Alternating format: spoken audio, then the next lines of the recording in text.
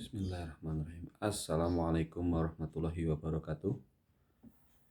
Bismillahirrahmanirrahim. Alhamdulillahirrabbilalamin. Assalatu wassalamu ala asrafil anbiya'i wal mursalin wa ala alihi wa sahbihi ajmain, amma ba'du. Selamat pagi sahabat-sahabat semuanya. Masih bersama saya di channel saya di Sahabat Anas. Pada pagi hari ini kita akan coba mendiskusikan terkait dengan satu polemik yang biasa dituduhkan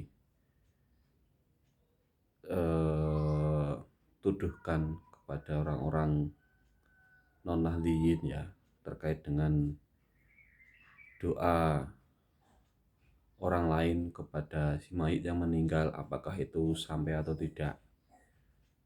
Kemudian acara-acara yang dianggap percuma, dianggap tidak ada manfaatnya karena mentahlilkan atau mendoakan si mayit setelah meninggal itu dalam kurun waktu 3 hari, 7 hari, 40 hari dan lain sebagainya. Itu sebenarnya bagaimana?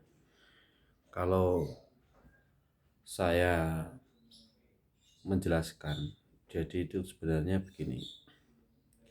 Mereka yang kemudian beranggapan demikian itu secara antara ucapan, apa yang diyakini dan apa yang dilakukan dan apa yang dirasionalisasi itu semuanya tidak nyambung. Jadi mereka itu beragama dengan cara yang tidak rasional, tidak berakal, dan munafik. Kenapa munafik? Karena apa yang dibicarakan dengan apa yang dilakukan itu tidak sama. Apa yang diyakini dengan apa yang dirasionalisasi itu tidak sama. Mereka beranggapan dengan sebuah hadis bahwa ketika anak Adam itu meninggal dunia, maka terputuslah amalnya, kecuali 3 perkara: ilmu yang bermanfaat, sedekah jariyah, atau doa anak soleh yang mendoakannya, atau doa anak soleh. 3 perkara itu. Jadi selain 3 perkara itu ya amalnya terputus, tidak ada apa yang mereka yang mendoakan dia pun dia tidak akan bisa. Itu pendapatnya, terputus. Cuma kalau mereka berpendapat seperti itu tidak rasionalnya begini. Mereka berpendapat bahwa mendoakan si mayat tidak akan sampai. Tapi ketika dalam sholat jenazah, mereka mendoakan dalam sholat jenazah. Itu kan di sholat jenazah dalam takbir ketiga dan keempat itu kan mendoakan si mayit. Allahumma ighfir lahu warhamhu wa'afihi wa'fu anhu. Itu buktinya gak nyambung. Jadi mereka berbicara bahwa ketika manusia hidup mendoakan yang meninggal itu tidak sampai, keyakinan mereka tidak sampai, tapi tindakan mereka itu mendoakannya. Ini bagaimana? Gitu. Yang dimaksud amalnya terputus itu adalah amalnya si mayit itu dalam hadis itu tadi. Amal yang terputus itu amalnya si mayit itu. Dan itu tidak menafikan amalan-amalan yang lain yang kemudian dihadiahkan kepada beliau, kepada yang terputus. Bahkan ketika simbah saya meninggal, saya itu beberapa kali umroh. Cuma untuk umroh saya sendiri itu bisa dihitung. Kebanyakan itu saya badali itu, jadi saya umroh tapi atas niat si fulan tertentu. Jadi niat insun umroh untuk simbah saya misalnya. Jadi mbah saya itu sudah saya umrohkan semua yang sudah meninggal. Bahkan karena apa? Karena saya meyakini itu tadi, di NU itu rasional sekali, sangat rasional sekali. Jadi apa yang dibicarakan, apa yang diyakini, apa yang dilakukan dalam tindakan itu selaras. Kita meyakini bahwa kita bisa mendoakan dan doa itu sampai kepada yang meninggal. Kita melakukan itu. Kita melakukan sholat mayit di takbir ketiga, kita mendoakan. Setelah selesai sholat kita juga mendoakan. Bahkan dalam hari beberapa Bahkan kok dalam hari-hari tertentu, setiap selesai sholat 5 waktu, kita juga mendoakan wal muslimin wal muslimat wal mu'minina wal mu'minati al ahya'i minhumal amwat. Nah, itu kan mendoakan yang meninggal, yang hidup dan yang mati artinya. Itu orang-orang NU.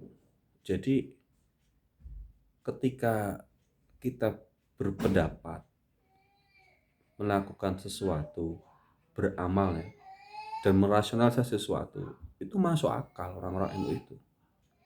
Jadi coba bayangkan, keluar bid'ah, ini itu bid'ah, kafir, kufarat, tidak ada tuntunannya, tidak sampai doanya, tapi di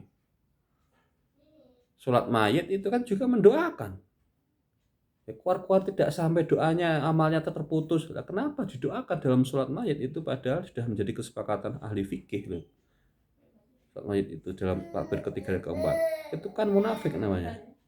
Dia berbicara menyerang orang-orang NU yang kemudian mentahlilkan, mendoakan, dan bahkan meyakini bahwa apa yang kita doakan, apa yang kita sedekahkan untuk si mayat, apa yang kita lakukan, bahkan kita bisa membadali satu ibadah tertentu untuk si mayat, itu sampai menyerang seperti itu.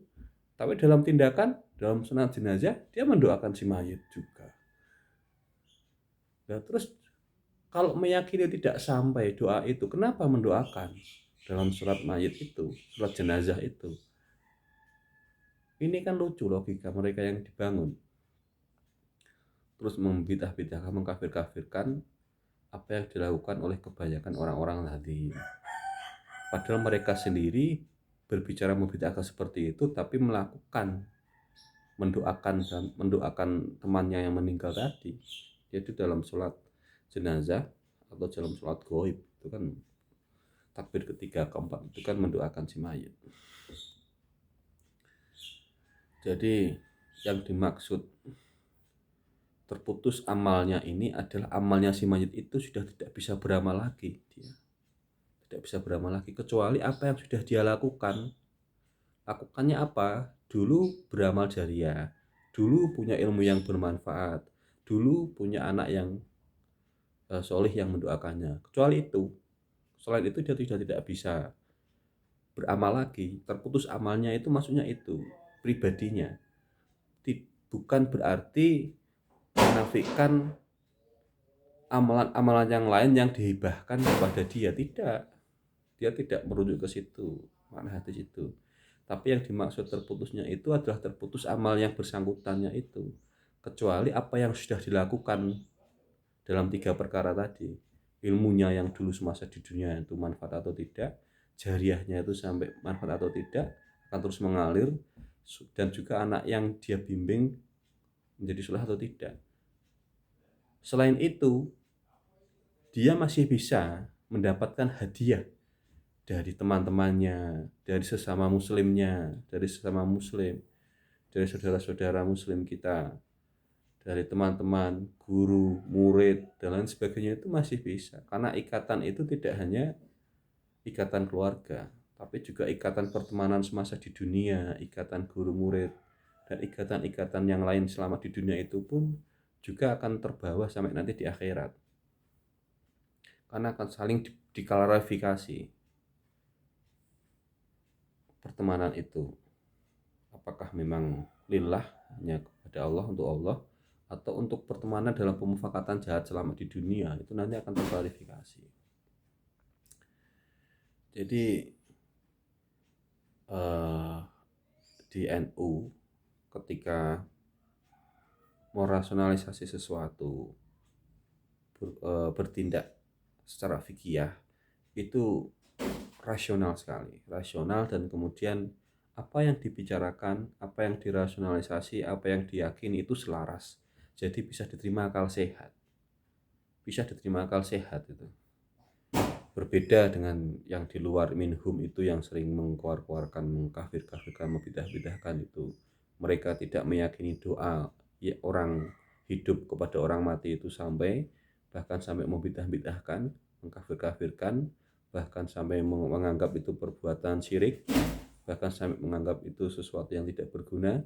Tapi dalam tindakannya mereka juga melakukan itu. Bukti nyatanya adalah dalam sholat jenazah itu, bahwa dalam takbir ketiga dan keempat itu sebenarnya juga mendoakan si mayit. Lah untuk apa? Mereka tidak meyakini itu, kok kenapa mendoakan gitu. Ini kan hal yang lucu, hal yang tidak masuk akal. Apa yang dibicarakan sudah berbeda, apa yang diyakini juga sudah berbeda dengan yang dilakukan, apa yang dirasionalisasi sudah berbeda. Jadi saya tidak paham cara berpikir mereka, tidak rasional dan tidak bisa dipertanggungjawabkan antara mereka apa yang dibicarakan dengan apa yang dilakukan itu. Jadi kaum-kaum yang munafik. Hati-hati sahabat-sahabat semua. Jadi sampai hari ini tetap berpegang teguh kepada apa yang kita yakini, bahwa yakinlah doa kita kepada saudara-saudara kita yang sudah meninggal, harapan-harapan orang yang sudah harapan-harapan ke depan, bahwa ini tetap harus dilakukan. Karena apa? Karena yang jelas diri kita sendiri pun itu tidak cukup, belum cukup ya amal kita untuk menghadap kepada Allah Subhanahu wa taala. Kita masih butuh doa-doa dari saudara-saudara kita nanti kalau kita sudah meninggal. Begitu yang bisa saya sampaikan, semoga bermanfaat. Saya akhiri, Assalamualaikum warahmatullahi wabarakatuh. Jangan lupa like and subscribe ya.